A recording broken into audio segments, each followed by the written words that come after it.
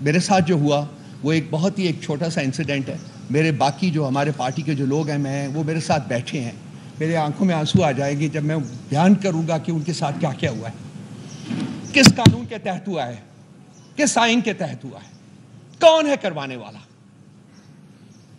کیا کوئی پوچھے گا اس کو؟ کیا اس کو کمرہ عدالت میں بلایا جائے گا کہ وہ جواب دے کہ اس پولیٹیکل پارٹی کے ساتھ جس کو 2/3 میجورٹی پاکستان کے عوام نے دی ہے, اس کے ساتھ یہ سلوک کیوں روا رکھا گیا ہے؟ آئین بتایا جائے, قانون بتایا جائے اور وجہ بتائی جائے ہمیں.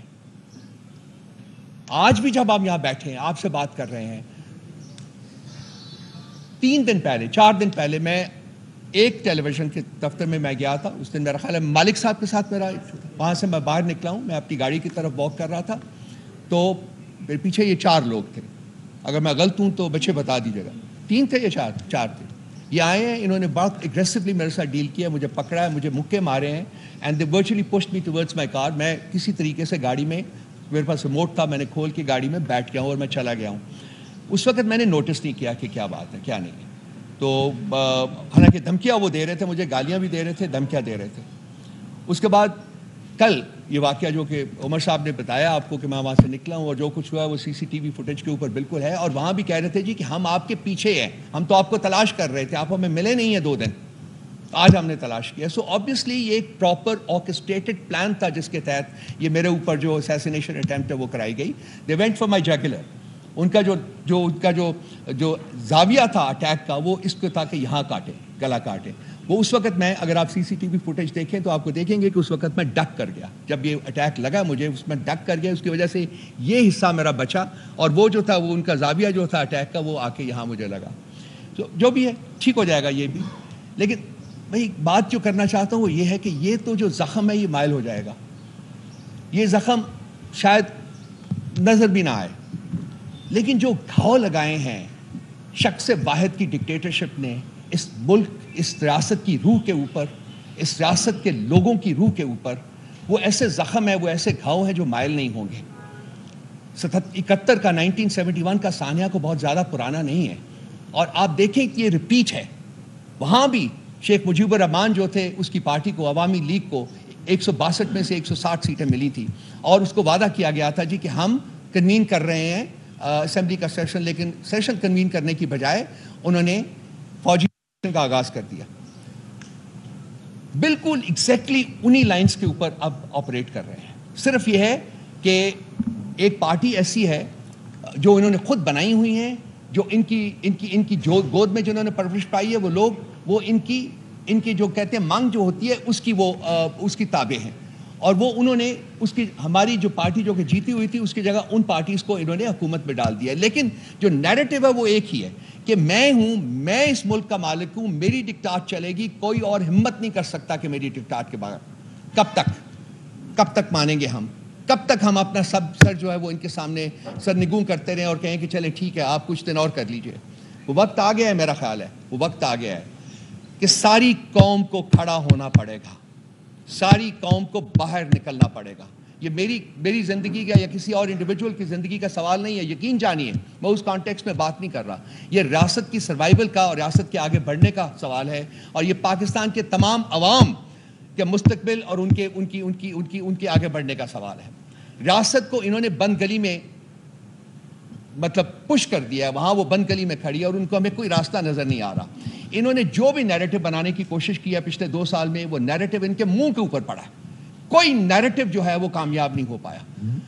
کیا نہیں انہوں نے کرنے کی کوشش کی, پولیٹیکل پارٹی کے ساتھ, ہمارے ساتھ کیا نہیں کرنے کی کوشش کی, تمام نیریٹو ان کا جو ہے وہ ناکام ہو چکا ہوا ہے. میں زیادہ دیر نہیں آپ کا ٹائم لوں گا. میں بیسیکلی میرا جو بیسک انٹینشن ہے وہ یہ ہے کہ جو صاحب اقتدار لوگ ہیں جو اس وقت یہاں انڈیویجول کی ڈکٹاٹ, فرد واحد کی ڈکٹاٹ کو امپوز کر رہے ہیں اور امپلیمنٹ کر رہے ہیں, میری ان سے یہ کہے کہ یہ آپ اس سارے چکر میں ناکام ہو گئے ہیں, آپ نے بدنامی کمائی ہے. آج آپ سوشل میڈیا کے اوپر جائیے کہ آپ کے بارے میں کیا کہا جا رہا ہے, وہ پاکستان کے عوام آپ کے بارے میں کیا سوچ رہے ہیں, آپ کس طرف ملک کو لے کے جا رہے ہیں, آپ کیا چاہتے ہیں پاکستان کے عوام سے. تو میری ان سے میں مخاطب ہوں اور ان کو کہہ رہا ہوں کہ اپنے گریبان میں جھانکیے, اپنی طرف دیکھیے اور دیکھیے کہ آپ کیا غلطیاں کر رہے ہیں, آپ سے کیا کیا گمبھیر غلطیاں ہوئی ہیں, اور آپ ان غلطیوں کو آگے بڑھانے کی بجائے فردر پرپیچویٹ کرنے کی بجائے ان کو ختم کریں اور عوام کے مینڈیٹ کی جو ہے وہ توہین ختم کریں. عوام کا مینڈیٹ جو ہے اس کو ایکسیپٹ کریں اور اس کے مطابق ایک جمہوری حکومت جو ہے اس کو تشکیل دی جائے. اس کے علاوہ جو عمر صاحب نے جو کچھ فرمایا ہے وہ بالکل اپنی جگہ پہ مقدم ہے. ایف آئی آر کے وہ ہم ریجیکٹ کرتے ہیں اور جو کچھ انہوں نے کہا ہے میں ان کو ری ایٹریٹ کرتا ہوں. اور خان صاحب کی معرفت سے میں صرف یہ کہوں گا کہ یہ جو ہمارا جوش اور جذبہ ہے یہ اس کی مرہون منت ہے, اس شخص کی, وہ اس شخص کی جو 9 مہینے سے ایک کال کوٹری میں بے گناہ پڑا ہوا ہے. یہ ہمیں جو سکھایا ہے, آج جو ہم کھڑے ہیں, آج ہم اپنے پاؤں پہ کھڑے ہیں اور آج ہم یہ بات کر رہے ہیں, جو حوصلے اور ہمت کے ساتھ بات کر رہے ہیں, یہ انہی کی دین ہے. یہ انہوں نے ہمیں دیا ہوا ہے. اور انہوں نے کہا تھا, انہوں نے قوم سے کہا تھا کہ جی میں نہ خود جھکوں گا نہ آپ کا سر جھکنے دوں گا. اور ہم آج اسی گائیڈ لائنز کے مطابق ہم بیٹھے ہوئے. میں برملا اظہار کرتا ہوں, آپ مار تو ہمیں سکتے ہیں لیکن ہم آپ کے سامنے جھکیں گے نہیں. کوئی طریقہ نہیں, کوئی وجہ نہیں, کوئی انسٹرومنٹ نہیں جو ہمیں مجبور کرے گا کہ ہم آپ کے سامنے سر نگو کریں. مار دیں, کوئی بات نہیں ہے. مجھے کہیں کہ کہاں آؤں میں, میرے سینے میں گولی ماری ہے, جہاں چاہتے ہیں ہمارے, مرنے کو تیار ہیں. لیکن ہم اپنی کمٹمنٹ, اپنا جو ہمیں جو سکھایا گیا ہے, جو چیز ہم لے کے چلے ہیں, جس طریقے سے ہم ملک کو آگے لے کے جانا چاہتے ہیں, میں اور سب جو ہماری ٹیم ہے, میں یقین دلائی آپ ان سب سے بات کر کے دیکھ لیجئے گا, کوئی کسی صورت میں سر نگو نہیں کرے گا اپنا, کوئی نہیں جھکے گا, کوئی ظلم اور جبر کے سامنے نہیں جھکے گا, کوئی فسطائیت کے سامنے نہیں جھکے گا. ہم قائم ہیں, ہم اس پاکستان کی تکمیل کے لیے قائم ہیں جس کا خواب قائد اعظم نے دیکھا تھا اور جس کی تکمیل جو ہے وہ عمران خان صاحب کر رہے تھے. آج نہیں تو کل نہیں تو پرسوں انہی فسطائی طاقتوں کو اسی شخص سے بات کرنی ہوگی جس کے پاس ریاست کے مستقبل کی کنجی ہے اور وہ اڈیالہ جیل کی قید کوٹھی میں قائم ہے. وہ باہر آئے گا, وہ اس ملک کے اوپر دوبارہ حکومت کرے گا انشاءاللہ تعالی. Thank you.